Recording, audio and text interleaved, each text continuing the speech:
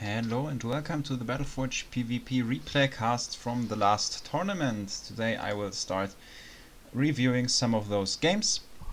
The awards for the tournament were already dished out. You can find the winners in the forums. I think this game was also one of the best games in the tournament because I think it was quite exciting in my opinion.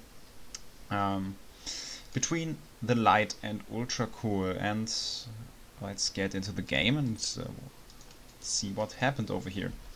So we are seeing the Light starting with the Dread Charger with Shadow tier 1 and Ultrakool selecting the Scavenger. So it is fire against Shadow, a pretty standard tier 1 matchup with Forsaken on this side, and you either expect Sunstrider spam or a mix of Sunstriders and Thugs from the fire player. So right now Ultrakool is opting for the Sunstrider spam, so he has to be a little bit careful with the Dread Charger.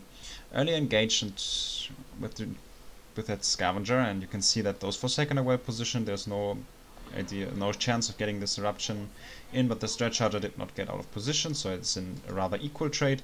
Good job of the Light here, focusing the Dazed squad already, so it does not get out of the Dazed status. Similar thing here with the Forsaken, but yeah, with that Motivate and the Frenzy on the Forsaken, the Light is in combat advantage, so that's why Ultrakool decides to retreat over here, because he wants those Forsaken to run out, and at that point in time it looks like the Light won this fight, but actually Ultrakool is ahead because the Light had that one squad left there and that frenzied squad. So the trade was quite equal. If you see at the score, both have 2 units left right now, and they spent the same amount of power. Like there's 5 power difference, which does not matter that much. But if you look, the Light has less power than Ultrakool because these 2 units died later compared to the Sunstriders that died early in the fight, and the Light should have killed them once Ultrakool decided to retreat out of the area. Therefore, by microing his units, Ultrakool got away with a small victory in this first skirmish. So this Dread Charger is threatening to nasty, but yeah, that was quite risky. If it takes too much damage once it runs in, it just won't work. So Ultrakool deciding to split with his army so it does not run into this big Dread Charger nasty, but the Light does not allow him to do that, and he directly collapsed onto this army, which is a very, very good start for this engagement. And getting off that Sunstrider squad here, and this Dread Charger almost got away. If he walks away here, I think he would win that encounter, but Ultrakool gets a trade for that. So Frenzy by those Forsaken here, and probably a nasty surprise that will come in here. But Ultrakool saw this in advance and erupted the Dread Charger, reducing the HP, so this nasty got deflected over here. Very, very nice play here by Ultrakool, reading the plan that the Light had here to push. Those Forsaken ran out, and the second Dread Charger also couldn't nasty because of the eruption here and ended up dying. So really, really nice reaction by Ultrakool in this early skirmish, and now he tries to push this small advantage that he gained with the Sunderer, but that is very, very risky because, as you can see here, the mass spawn of Undazed Forsaken is very, very strong. If he retreats with all his units, that would have been fine, but I think attacking over here is quite risky, and you can see how much damage this does even with the eruption. The Sunderer does quite a lot of damage, but this well sits at 308 HP, so that would have been 3 hits. 3 hits left to kill it. And so the Light right now in a quite solid position with these 3 Forsaken over here, but still this game rather close. And at that point in time, the Light decided to take another power well, which is an okay decision, I would say. He has more units on the field, and yeah, the power difference is kind of small even after he took that power. So Ultrakool under a lot of pressure. He needs to do something by now to stay relevant in this game. Those Thugs get out of daze though, which is very, very important in this skirmish here, because in the end Ultrakool got 2 units down with an eruption, so plus 25 trade over here for him, which is very, very nice at the start, and another Dread Charger being played, and the light looking for a nasty, but Ultrakool with another eruption to deflect that one.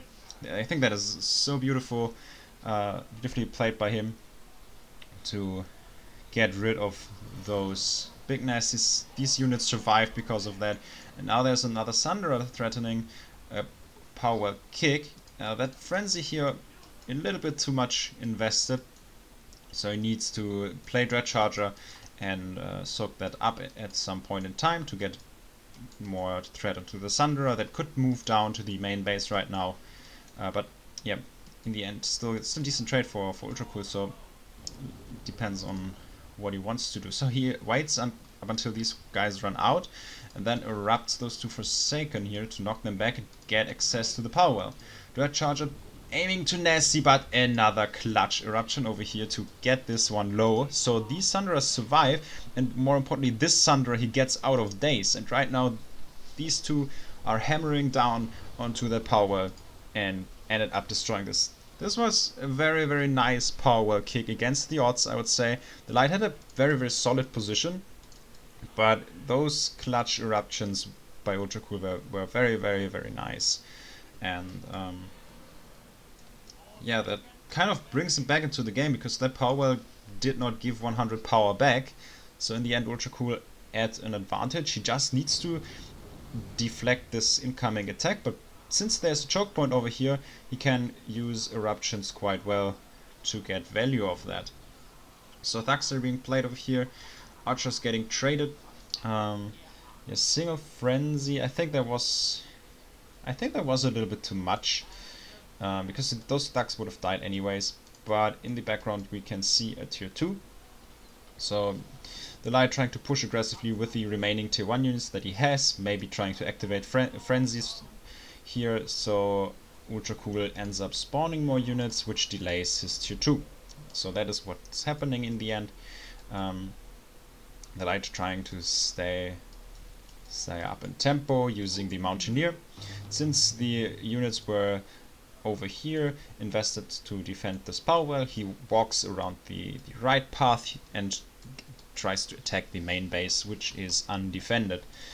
And Ultrakool with the tier 2, but he still needs something like maybe a Fire Soren to defend that incoming attack from the Mountaineer. So Dark Elf Assassins very, very strong against Sunstriders. Yeah, pretty much destroying that attack over here. And there is the Fire Soren, very, very important, which is quite nice that he uses the blue affinity, because that knocks the Mountaineer back. Tried to finish him off with another hit and the eruption, but I think the Fire Soren attack went off onto the Nightcrawler, which is a little bit unfortunate, because like that, this Mountaineer stays alive, and the 75 power by the eruption were lost. So the light is trying to keep up the pressure here with another Mountaineer, and trying to get this one back into the space and healing it up. Trying to keep up the pressure.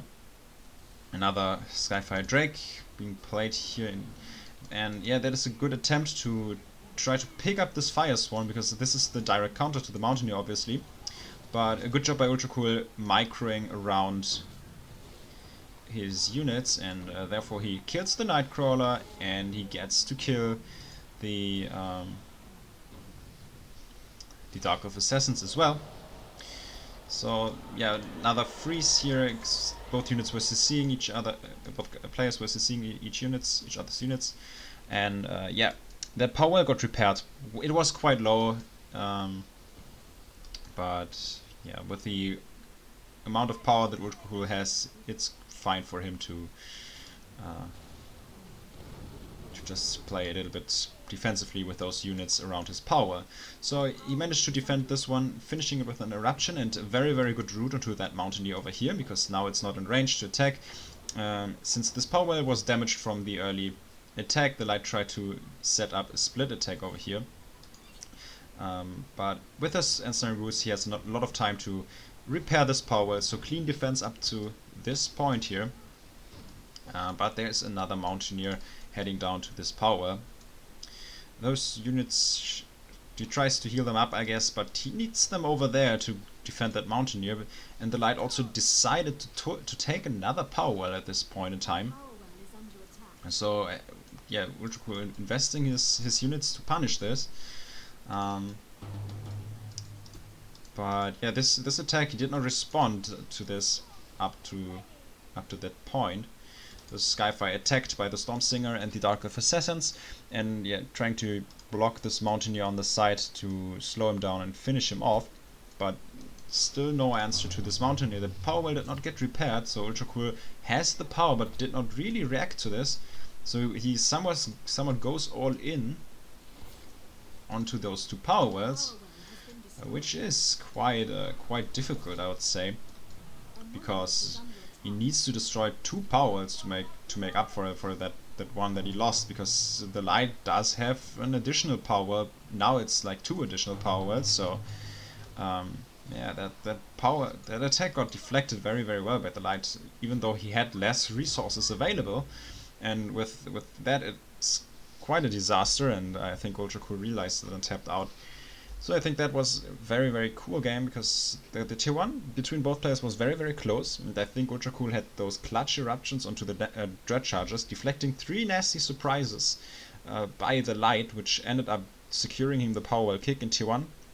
But then in tier 2 the Light managed to somewhat get his split attacks done, where Ultrakool, I think he had the power to do something about this, but he did not pay enough attention to what was happening all over the map, and sort of got a little bit yeah, I think it was just too much to work around, like getting those attacks off while defending at the same time, and therefore the Light came out on top in this match. I think it was a very great game, and I hope you enjoyed it, and thanks for watching, and see you in the next video.